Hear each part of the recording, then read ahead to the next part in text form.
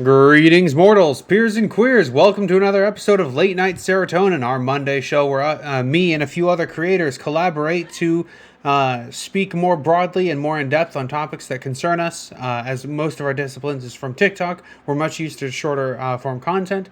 So we're going to meme, we're going to hang out, we're going to talk, and we're going to go more in depth. Each one of us is going to have a topic or two or three that we want to go into depth about, and we're going to chat, bring that to the table, and we're going to pass it around. So with that, I will leave it to my guests to first introduce themselves, and then I'll loop back to me. So, Astro, how about you tell the audience a little bit about yourself? Hey guys, I'm known as astr0feminist on TikTok. I do a lot of content kind of discussing the patriarchy and the effects of it and anti-misogynistic content or anti-misogynistic experiences and content that we face on TikTok. And I'll make odds and ends videos and just kind of random funny stuff. So if you want to see some of that content and that sounds like something that's your fancy, then go check me out on TikTok. All right, thank you. And we are currently trying to get Astro to 1,000 followers on TikTok, so they will be linked below.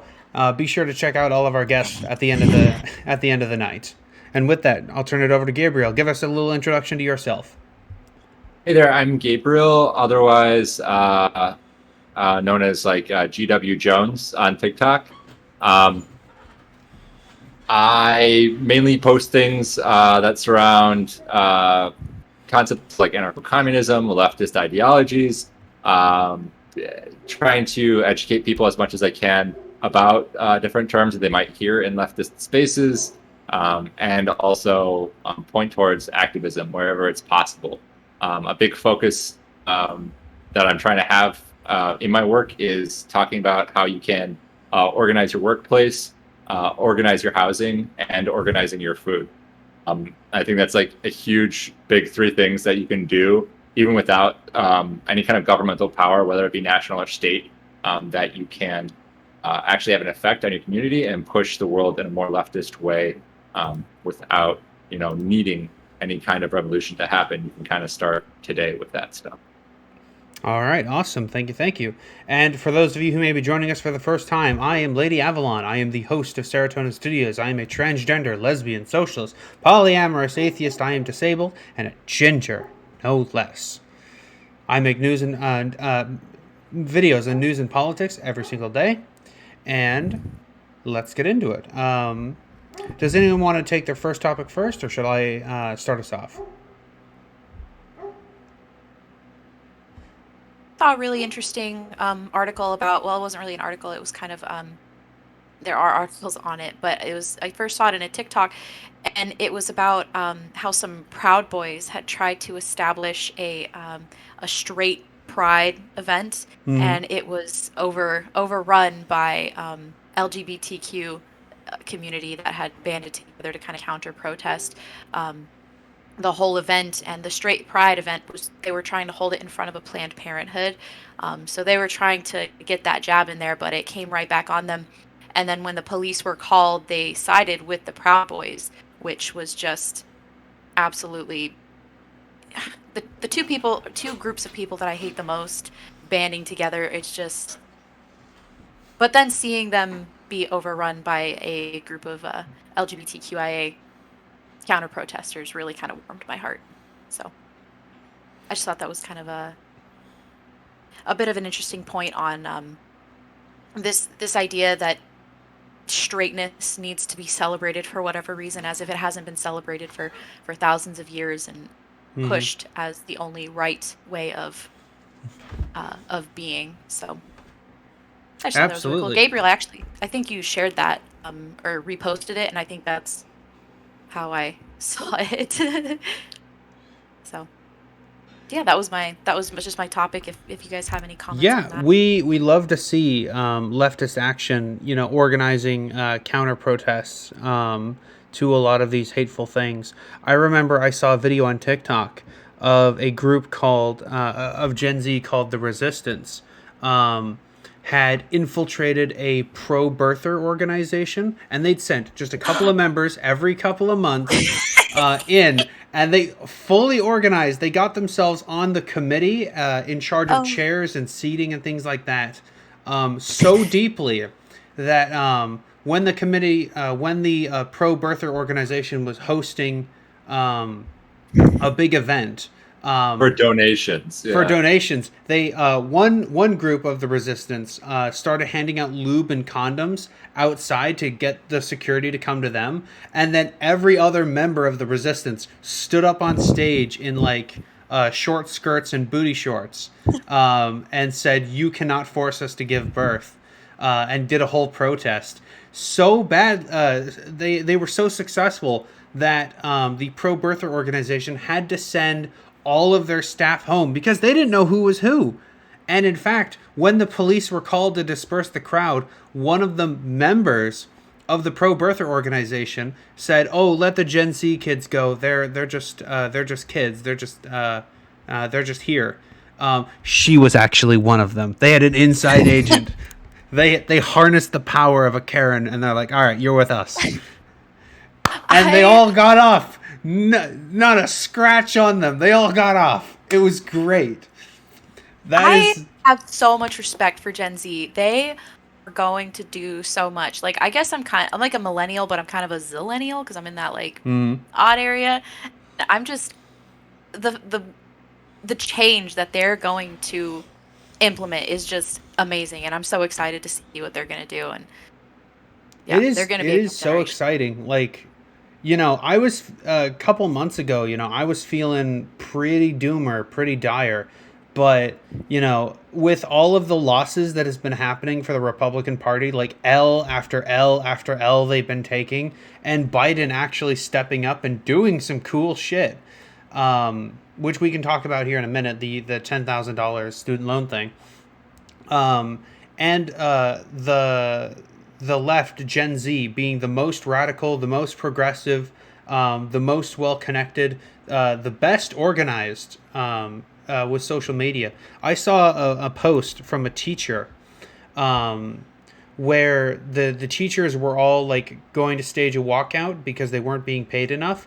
And within 24 hours of the first year students learning of this, they all organized their own walkout during orientation when the union buster was giving a speech.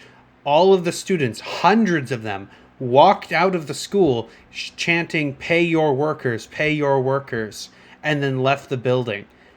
And the union won their contract. They got almost everything they wanted simultaneously. It's like, I think that's, yeah. The kids are all right. The kids are all right. That's a key difference.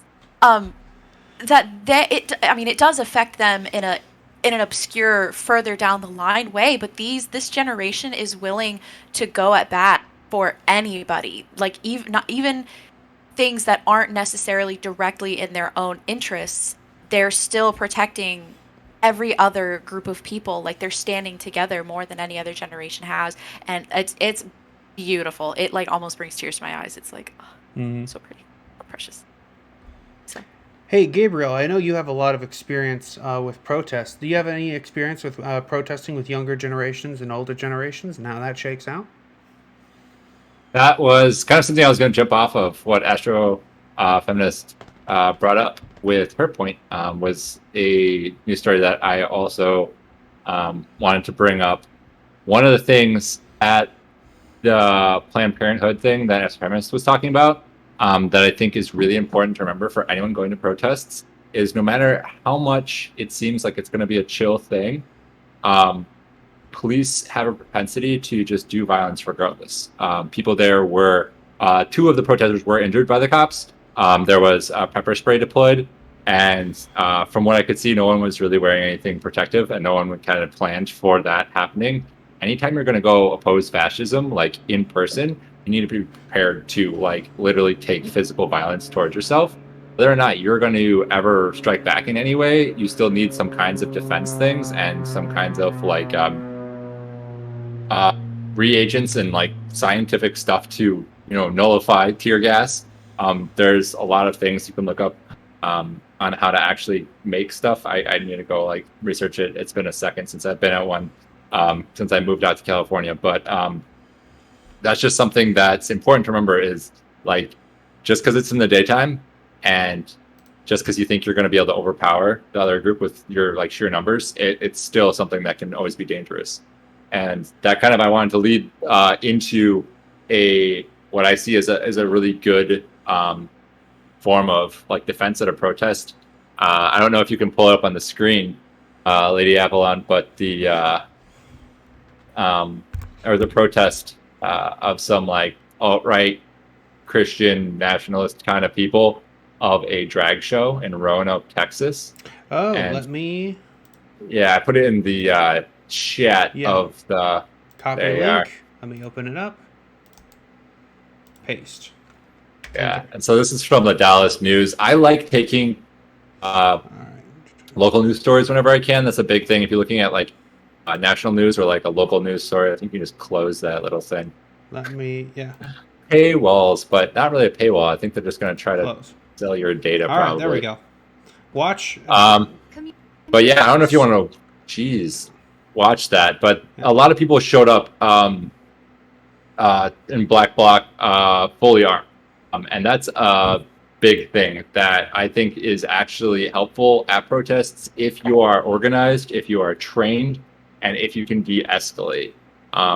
Showing up with a gun and just being, off the handle, that's not helpful, and no one needs that.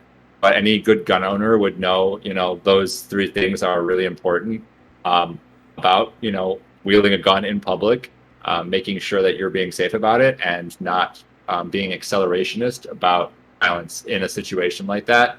And they were able to effectively protect and stop, much of the harm that could have been done if they weren't there.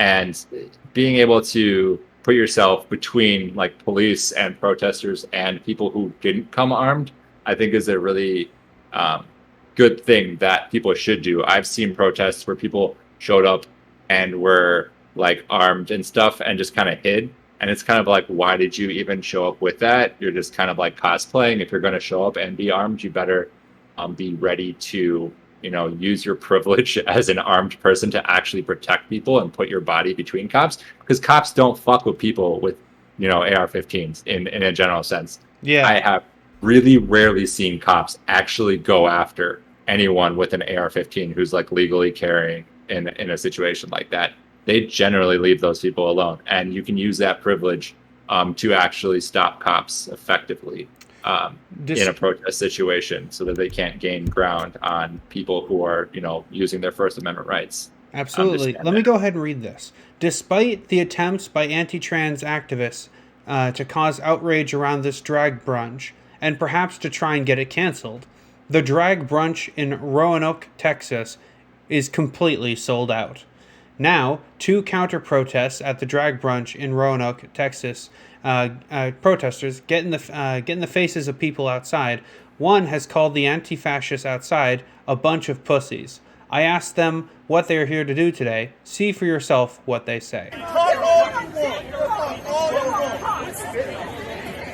Oh, whoa! Hang on. Stand right there. I got it up here. Hey, Blue! Hey, Blue! She just spit on me. She just spat on me. Well, what did you call them earlier when you were talking to them? Didn't you call them a bunch of fucking pussies? No, I called them pussies. Yeah, I mean, these people here. No, just the ones that are wielding AR-47. So what are you here to do today? I'm here to support people that don't indoctrinate and groom little 8-year-old kids. Credulous. So why do you need to get in someone's face? I wasn't. I was walking over here to talk somewhere. I was walking over here to talk to somebody, and this one, and the other goes, get away, you can. Who do you need to talk to? I didn't. I wanted to go talk to somebody. None of your fucking business who I want to talk to. I don't know if you wanted to pause it for a second. Go ahead. I wanted to make a point of how these cops are actually addressing the problems with these instigators in this protest, where at that previous situation, the cops actually sided with the Proud Boys, and I didn't see much of a organized force. Now, I'm not saying you have to bring guns. That's another thing too. Just being organized in a way to protect yourself there, and being prepared, not showing up in clothing that's going to put your body in danger. You know what I mean? Being armed to some extent, at least with defensive kind of things and proper attire for that situation. And so that's something that you can see in this, where because there's so many armed people on the left side of things, the cops are having to actually try to have some peace because they don't need any escalation. But when cops can just abuse people because there's no reason for them not to, it can turn into a bad situation. Yeah. So at the same time, I'm not saying that, we should let just anyone buy guns. I think there should be. I mean, I'm for arming people who are, would respect having a gun, and especially arming marginalized groups, because gun laws almost always just target marginalized communities, women, BIPOC, LGBTQ. These are the groups that actually get gun laws enforced on them. And while white people can just do whatever, there's so many people who have gotten away with doing things outside of gun laws. I mean, Kyle Rittenhouse, he legally couldn't have had that gun in that situation. That was a big part of his case, and he still got away with it because he's a fucking white kid. You know what I mean? And so it's just I'm not for allowing psychopaths to have guns. I think that there should be, red flag laws and, effort put into disarming dangerous fascists. That's important. At the same time, I think while there is so many guns in America, it is kind of irresponsible to just say no one should have guns. And you can actually see the effects that a controlled, organized group of people can have with firearms. That doesn't have to be an instigating violent kind of thing. And they actually kept the peace in that situation, as you saw in that video. Yeah, absolutely. It's the old saying: if you go far enough left, you get your guns back. And I'm saving up to get guns myself. Pew pew. Yeah. But yeah, definitely don't just bring guns willy-nilly to a protest. Guns are force multipliers. You should only bring them if you are with a group that is trained to use them, knows how to use them responsibly, and will stay together and cool under pressure. Because if we're pulling from the Kyle Rittenhouse thing, he was a part of a group, but he got separated from his group. And when you get separated from a group and you have a gun in a high intensity scenario, you're more likely to use that gun. And also, no one knows if you're the good guy or the bad guy. All they hear is gunfire. So you might be, in some perfect scenario, the good guy with a gun who had to use his weapon to self-defend himself. But no one else in that protest knows that. They just see someone with a gun firing at someone else. Yeah. And so they're going to be the good guy with the gun. They're going to pull out their gun, and they're going to fire at you. You're going to fire back at them, and now there's even more blood on the ground. It's the good guy with the gun telephone game, just with a lot of dead people. So if you do ever bring weapons, bring them with a group, stay well ordered, and do everything in your power to not fire them. They're just there to get your opponents to keep their distance, as a cool off factor, as a last resort. If you ever actually have to put your finger on the trigger, that should be your last possible option. Yeah. All right. And yeah. Go ahead. Yeah, I think I have a bit of a hot take, and I'm sure this is probably not going to make a lot of people happy, but there is an overwhelming correlation between white men, no offense, Gabriel, and gun violence. That most of the mass shootings are, involve white men. So I feel like those that should carry should be those that aren't white men if they're at protests. But just because, even if you're the last person I ever feel like would do anything like that. But just the message that it sends, knowing that correlation that's so clear that if someone sees a white person or a white man with a gun specifically, even a white person like myself, that would probably be a little but it can send a really scary message. So, Mm. but that's about that. I can agree with that completely. That is a huge problem at events like this. Is just people who like show up thinking they're going to be some kind of like savior, and they've just been hiding in a basement all these years and not actually organizing with people. Mm-hmm. And I completely agree. Honestly, if we could arm people who aren't white men, have them be the ones carrying guns, I'm all for that. That's the thing that, like, when I've gone to protests, I haven't armed myself with firearm. Because I'm a large person and I'm able to actually like still defend myself and put myself in a place to defend others, and provide medical attention and stuff like that. But at the same time, when I see a white dude with a gun, first, like, I have to do a double take every time. And I've seen so many just like boogaloo boys or like libertarian Second Amendment people showing up to these things with guns just for fun. Like, and it's just very scary because of things like Kyle Rittenhouse. And there's other occasions of gunfights breaking out at BLM protests. That was just a really noticeable one because it made news pretty far and wide. But there was different instances all over the country actually in 2020 of stuff like that happening. And that's something that just like it's good to be aware of. Like, if you can ever like help someone else prepare themselves, and so that you can back them up as a white person, but then also not have to arm yourself because they're the one who should be in control of that situation anyways. Like, if you're at a BLM protest, it shouldn't be a white guy leading it, like. So I think that is a very good point and should be something people consider. Yeah, absolutely. As we jump on to our next topic, there was a Reddit post that has gone sort of mini viral in left-leaning circles because it walks right up to the line of realizing what's happened, but then seems to, at the last possible moment, pull away and not get it. So with that, I'll close this and read it. The problem with left-leaning media is that they're intrinsically more strict with their propaganda to only using verifiable sources, so it's really hard to poke holes in their ideology and arguments in comparison to a lot of low-quality right-wing content. This makes attacking their points with fact-checkers not very effective, unless the fact-checkers use misinformation tactics as well. In essence, the people on the right have to work harder and more creatively to push their agenda, as statistics and studies, frustratingly, aren't usually on our side. Way to run headfirst into the point and miss it. Yeah, that's... Oh, man, it's that's difficult to prove science. they're wrong because they're usually objectively right. Sounds like a strange stance to take. We have to lie better because we're wrong about everything is one hell of an admission.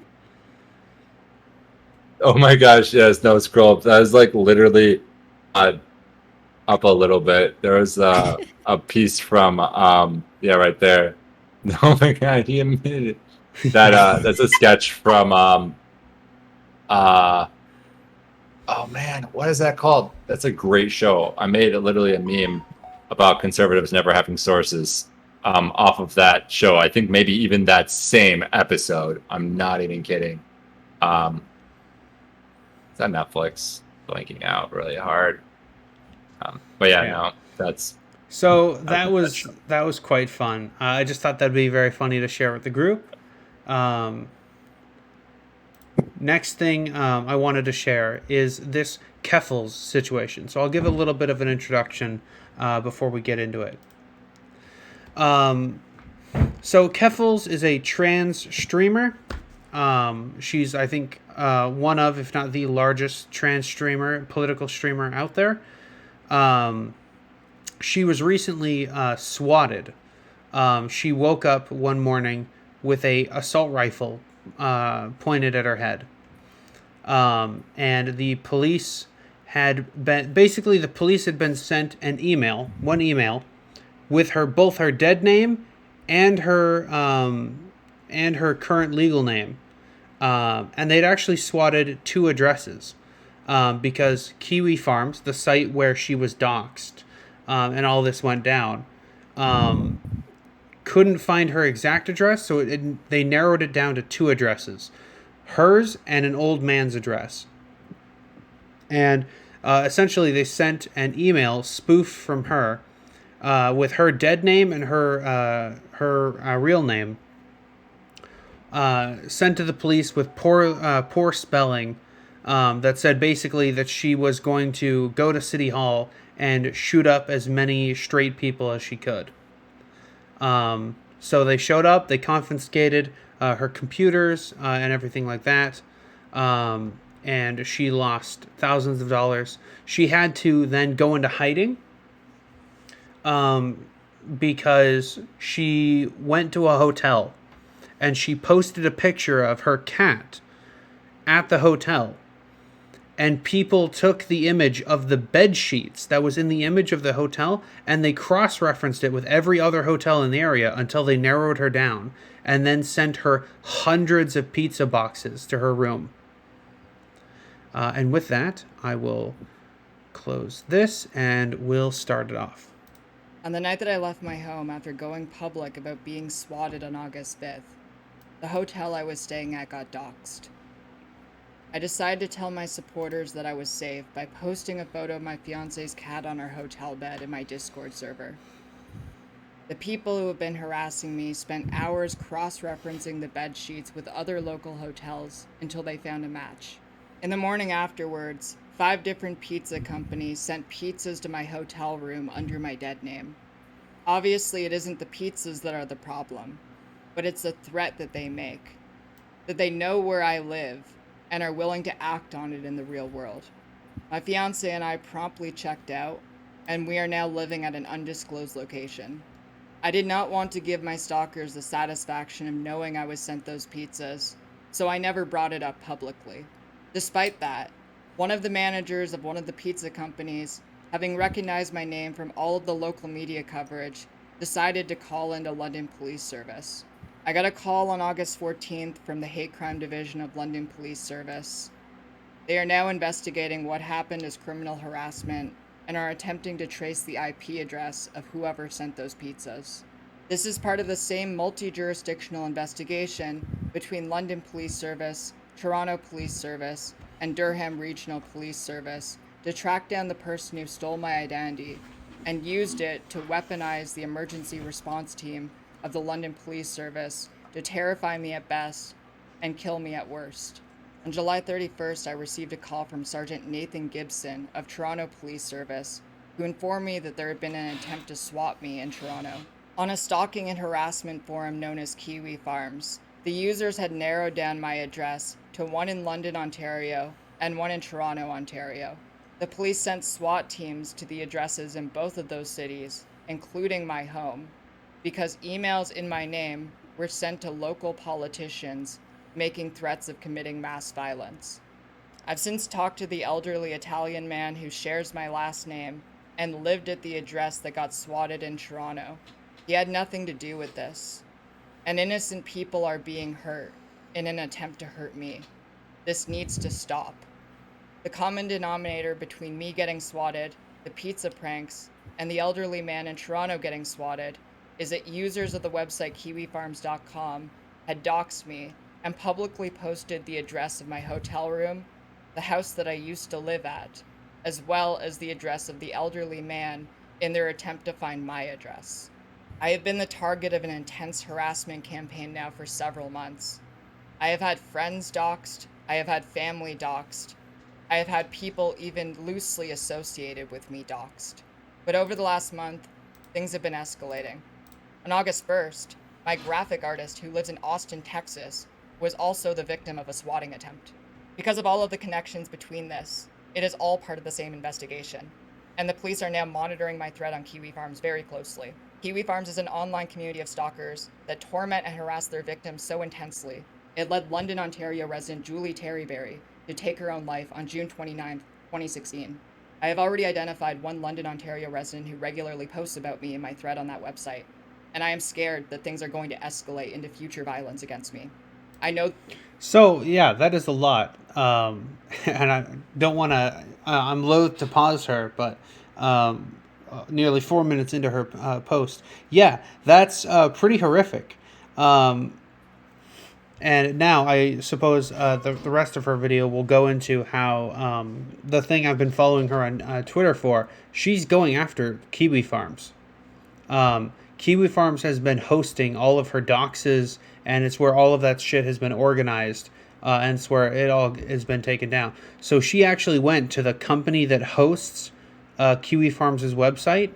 I think it's called like CloudShare or something like that. And she said, hey, all of this shit that is illegal has been happening on this website that you're hosting. So I'm coming for your wallet. Either you drop Kiwi Farms, or I let all of your advertisers know that you're hosting a website that regularly does illegal shit. And as far as I know, Kiwi Farms has been down for 24 to 48 hours at this point. Successfully knocked off the internet.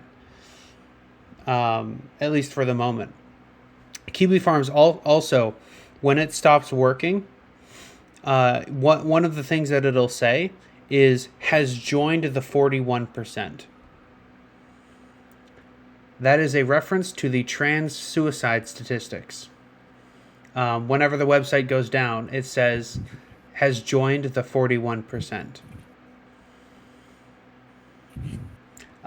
So loathsome website, loathsome people on it. Yeah, you know, I'll leave it there for the rest of the panel to comment on, but wow. I don't know if you've seen the Netflix show, I think like The Most Hated Man on the Internet or something like that. I've heard of it, I haven't seen it. Yeah, there's and I think the episodes are all different. I've only seen the first episode, but it was ironically exactly about doxing, and that there was this altercation between two people online over a game, and one of the dudes tried to find the other dude's address. It was the wrong address, and someone ended up getting shot by the police because he came to the door. It was a person of color. He came to the door, had his hands up because he saw all the cops, and then they ended up shooting him. And that's what happens when these... I don't know what goes through these people's heads. Like, why do they think this is funny or entertaining or cool? You have to be some sort of next level sadistic, just horrible person to put innocent people's lives at risk, or even willing to take someone's life over the internet in an argument you got in. Mm-hmm. That's just unhinged, deranged behavior, and I feel really bad that she even has to deal with that, because she doesn't, like, no one deserves that. Mm-hmm. So I think it brings up a real good point of how important it is to form communities. Like, I'm really happy about what we're doing with the Serotonin Studios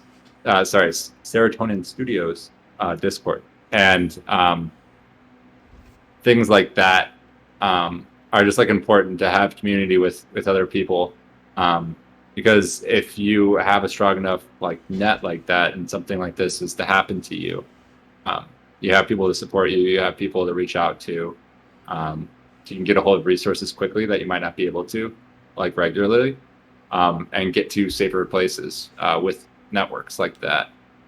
Although, you know, it's also brings a point of being vigilant of who you're letting into your groups. Someone obviously got a hold of the photos that she posted. Mm-hmm. So that's just like one of those things that being in communities is really important, because it's, you know, definitely what has helped her to move so quickly and get to a undisclosed location, is having those connections and not allowing yourself to just kind of like fall off the face of the earth. I have depression. I have like terrible anxiety, and it's like one of those things. It's super easy just to like, as a leftist, just kind of be nihilistic towards the world and just like want to hide by yourself, and just kind of, it ends up making you feel alone, and it ends up putting you in vulnerable situations, where if an alt-right, you know, fascist tries to come after you with a method like that, you won't have any, you know, support or way of getting recourse, or, you know, ability to have safety. So it's just like a good thing to remember to not isolate. There's lots of communities who are always open and welcoming to people from groups like this. Sometimes they're not physically right next to you, but the internet is a huge, awesome place. As much as all this terrible stuff originated from the internet, a lot of good things can also come from it. So it's like a double-edged sword to some extent. It could cause a lot of harm, but also we can use it to our benefit, not just let fascists be the only one that are benefiting from it. Yeah, absolutely. And, to take from that, and building our communities and things like that. I've been really proud of the little community that we've been growing here at Serotonin Studios, watching it grow. But also, like, Keffals is a trans woman. I'm a trans woman. There's not a lot of trans women online who gain much prominence. And I know that eventually, once I gain prominence, if I ever do, that's always up in the air. I'm liable to face just as much backlash and be under more scrutiny than the average person, just because of the nature of who I am, and that I'll have to take adequate steps to moderate that, to keep myself safe, to keep people near me safe, and also to keep all of you guys safe, because you associate with me. And one of the big tactics of people from Kiwi Farms, trolls and alt-right people of the like, they won't just go after you. Their goal is to make you radioactive, so they'll go after you, and they'll go after anyone near you, your friends, family. They're not just going to make your life a living hell. They're going to make everyone near you have a life of a living hell, so that people won't associate with you. So they'll isolate you. And that way, through that isolation, you'll be more vulnerable to their attacks, their onslaught, and their harassment. And a good way to prevent that is just to build a very big, very strong community that can recognize what they're doing and root it out. All right. I think that has a lot of truth to it, and how we can see how she's going after the web host of Kiwi Farms IP. That's the kind of thing that I'm always preaching on my TikTok about, like, learn coding, figure out how technology works. I have been involved with like anti-fascist like counter doxing and stuff like that, where like making sure that people do things like that get no peace themselves.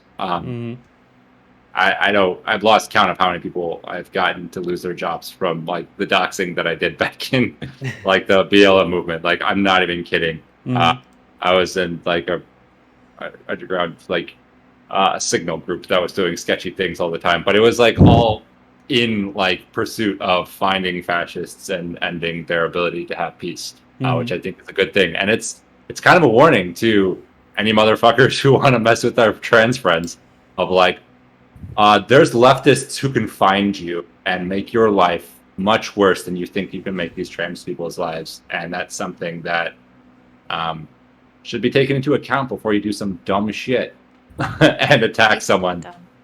Yeah. Absolutely. We appreciate your efforts. Do we want to keep watching this video? Sure. I think she deserves the exposure. Absolutely. Yeah. Get her message out. There are more people who live in my city who post in that thread and are trying to hurt me. For my own safety, I am now living in Airbnbs. I'm having them rented out by a third party, and I am using a VPN to make it so no one can trace my IP address. I'm also using a green screen, so no one can match the furniture in the background to local listings and dox me again. I have essentially had to go into hiding for my own safety. I've invested in a portable streaming setup, so I can put all of my gear into a couple bags and take them with me anywhere I need to go and continue streaming. This way, I can keep myself safe, and I do not have to give up on my career aspirations. I do not want to live with the constant fear of being located and having threats escalate against me, putting my life at risk, as well as the lives of people I care about. Using the money that was generously donated to me through GoFundMe, I am able to keep myself safe until I secure a new place to live. I cannot thank you all enough for giving me this opportunity that so many other people did not have. I have already hired a lawyer, I am consulting with another lawyer, and we are going over the possible legal routes that I can take in order to seek justice for myself. While there's been a lot of Something I'll point out here is that mobile streaming setup. It's something I've also done too. I don't actually live here. I just it's got a strong internet connection in the area, so I just sort of head over here. But I've also taken steps that should this place ever become compromised, that'd be fine. I could just head somewhere else, because this is nowhere near where I live, and I can always go and stream other places. I can always make content other places. This is just like an empty spare bedroom that no one was using, and I said, hey, if you're not using it, can I set up some equipment here? And they said sure, and I'm like, cool. And eventually I want to I'm looking to get rent out some office space, or maybe I'll build a shed. I haven't really decided yet. And I'm going to build myself like a whole setup where I'll have a nice background and a setup camera to work from there. But for right now, a spare bedroom no one's using, far from my home, is what I make do with. Thankfully, I'm not super concerned because A, I'm really, really small, and B, I live like in the middle of bumfuck nowhere. Like my actual house is in the middle of the woods, so I'm usually pretty safe. But just making those conscious moves to keep everyone near me safe, keep them all separate and distant, and all of that. I'll let the video keep playing, but it's stuff to keep in mind. Having empty spaces to film in, and I'm rambling. I'll keep playing the video. Speculation on what I plan to do and who I plan to take legal action against. This is not something that I can say right now. When the time is right, I will go public. Until then, I am keeping the GoFundMe up, but any donations towards it from this point forward will be strictly towards the legal fund. Anyone who wants to donate to it can do so, and you will be given updates as legal actions progress. Seeking justice for myself and others will be a massive, lengthy, and costly undertaking. We need a war chest if we want to see future plans materialize. I've had a lot of people reach out asking how they can donate since the recent press coverage came out. If you wish to do that and have the money go directly to me instead of towards the legal fund, I have a Patreon that I use to pay the team that has helped me keep myself safe for months, and I would deeply appreciate it. Police Chief Williams of London Police Service has personally called me and apologized for the conduct of London Police Service during the swatting incident on August 5th. My threat on Kiwi Farms is now being actively monitored by the police, and he has vowed to catch the swatter. I've been asked by multiple journalists from local and national media outlets how I feel about the response of Police Chief Williams on August 11th. I told him that I would not be willing to accept his apology unless he and London Police Service are willing to work with me to the best of their ability in order to catch the swatter, and also the people who provided all of the information that the swatter needed in order to mobilize the emergency response team of the London Police Service in an attempt to harm me. The Chief of Police said in a statement that what I went through was shocking and traumatic, and I appreciate that he acknowledged that. While I'm still deeply upset at the conduct of some London Police Service officers, as well as the incidences of dead naming and misgendering, I do not wish to be antagonistic towards them if they are willing to show in a good faith effort that they will help bring the criminals to justice who not only swatted me, but provided all of the information needed to do so. I do not believe I would have gotten my possessions back in a few days had I not gone to the media. The lawyer who represented me while I was in custody told me that getting my possessions back was a process that could have taken months. I also do not believe I would have received an apology from the police chief had it not been for all of the media coverage surrounding this incident. However, because London Police Service seems to be taking the threats against my life seriously, I am willing to work with them to the best of my ability. The response to what happened to me has been overwhelming. There's been a tremendous outpouring of support, and news of what happened to me went international. Despite how much I've gone through, seeing all of that support made me feel significantly less alone during one of the most stressful periods in my entire life. I just want you all to know that I never plan to back down. I am never going to go away. I am going to continue fighting. Like I said in an interview with Global News, if they really want to stop me, the next time, they better manipulate the police into pulling the trigger, because I am going nowhere. If you are a journalist or a legal professional and interested in more details, I have left a press kit in the description that has a lot of invaluable information regarding this incident. We need as many people as possible to see this story, because it is the only way to seek justice for myself, as well as the countless others who do not have a platform to fight back with. Kiwi Farms is operated with impunity because they are relatively unknown outside of the internet. We need as many people as possible to know who they are if we plan to fight back against them. That's why I need every single person who has watched this video to share the video and to spread the word. We can only fight back if we make this both a national and an international discussion. This is the only way that you can help me, as well as honor people like Julie Terryberry, Chloe Segal, and David Kirkginder, who took their own lives because of the harassment from this heinous website. Because I know the owner of Kiwi Farms is going to watch this video, I have a couple of words for Joshua Moon. Joshua, you are complicit in making multiple people commit suicide. You have made enemies everywhere. The legacy you are going to leave behind in this world is one of creating and operating a platform that for nearly a decade has tormented countless people. One day, you are going to get sloppy, and your entire life is going to collapse like a house of cards. And when that day comes, no one will be there to help you. And that is that. Yeah, so all the support in the world to Keffals in her crusade against Kiwi Farms. I hope she is successful. I think the last updates from her Twitter was the fact that it had been taken down.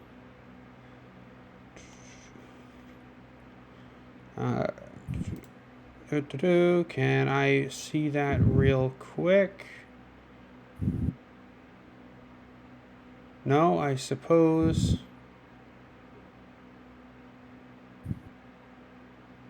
Twitter just verified the person? Oh.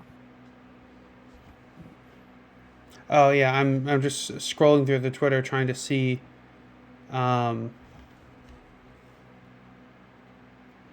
Even Time is catching on. Cloudflare is one of the companies that is that quietly powers the internet.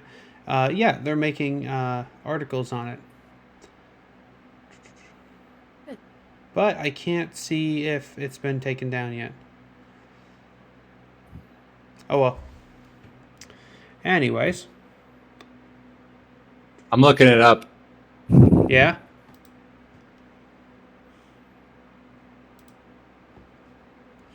But yeah, that's... I don't know. It looks like something of that sort is up still. Yeah. It essentially means that in order for trans people to exist online, we have to set up our own... We have to put in through so much more effort to set up, like, protection and counterintelligence agencies to just, fight the trolls. Constantly inventing new ways to stay one step ahead of them or to outfox them in some way. I don't mean to derail anything, but I just Go looked ahead. up some stuff that I think kind of plays off of this pretty well. And it's a little demonstration of what can be achieved with like organization.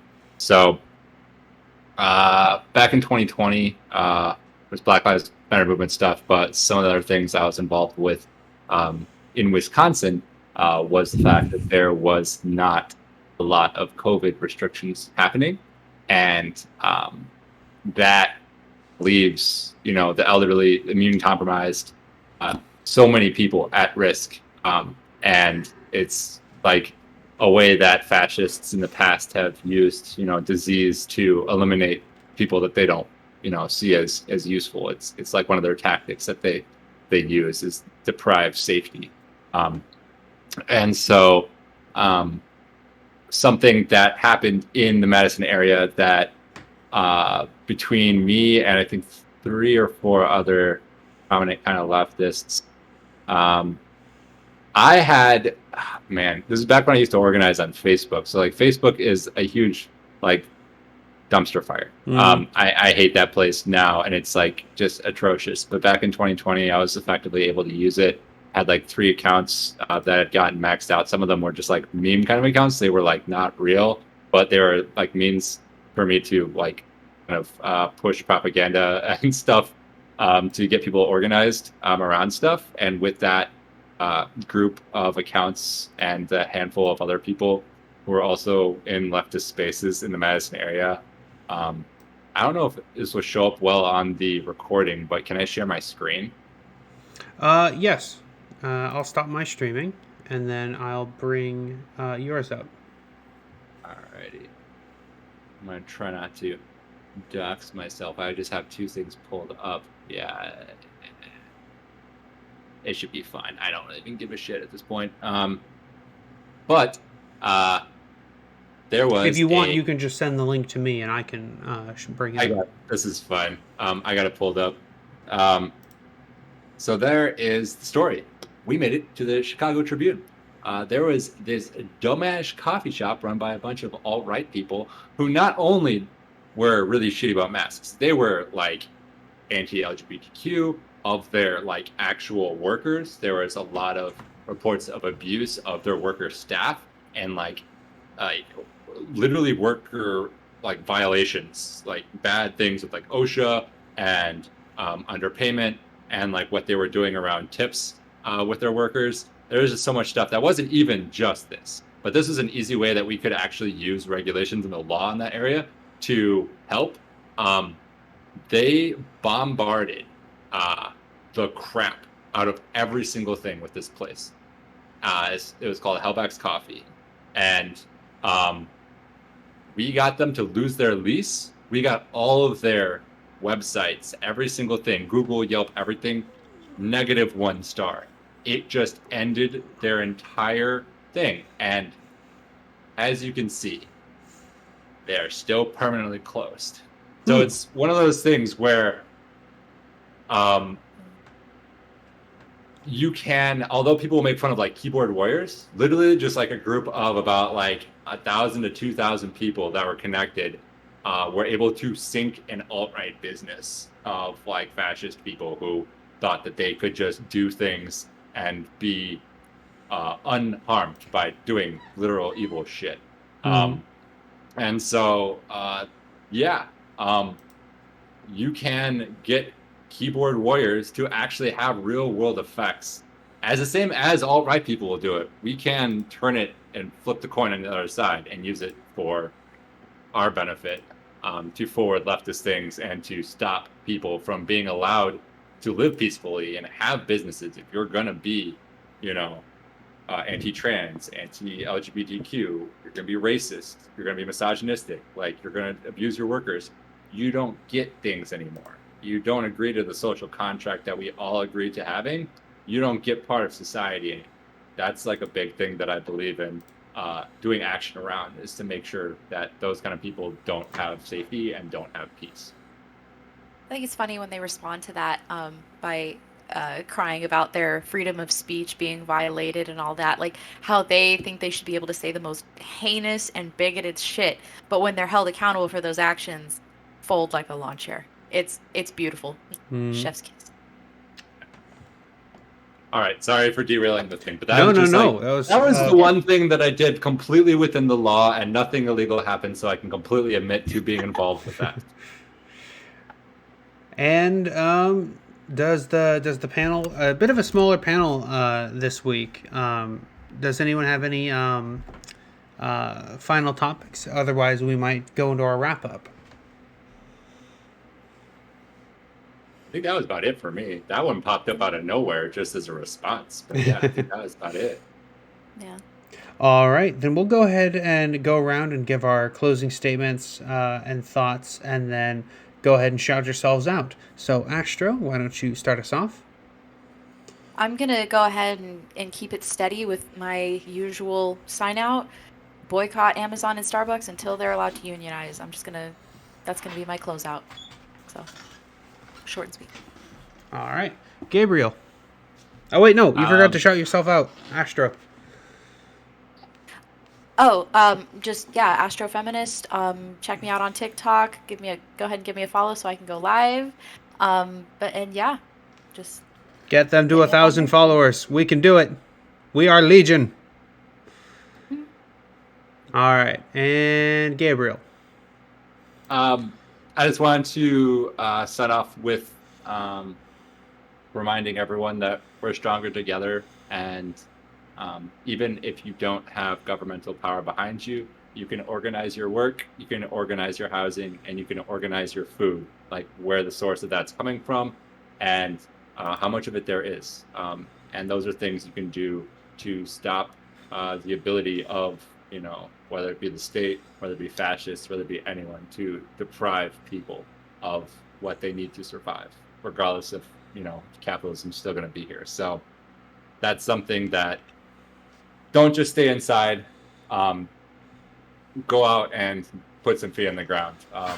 At the very least, make some phone calls for a leftist organization around you to get the ball rolling on different things for them. There's tons of ways of donating time, resources, and skills to help out leftists in your area and to promote mutual aid and their efforts. You can find me on TikTok at GWJonesss. The link will be in the description here. I'm going to try to set up other things this week. I don't know why I haven't yet. But yeah, I should have like a Twitter and a YouTube and stuff. Maybe by the time this video makes it online. So look for that. All right, lovely. And we will be probably posting this for Wednesday evening, just for everyone who's preparing. We film these on Mondays, and hopefully once I get my streaming stuff figured out, we'll be streaming it on Mondays as well. That'll be very fun. And to bring it back around to me, again, I am Lady Avalon. I am the host of Serotonin Studios. You can subscribe to the YouTube channel, follow me on TikTok, where most of my audience is. But YouTube gets exclusive videos like the Monday shows, the debates, and the interviews that I have with all of these lovely creators and more. And with that, I wish you all a very good evening. This is a good night from Late Night Serotonin Studios. And with that, I wish you all... I keep repeating myself. Good night, everyone. Good night.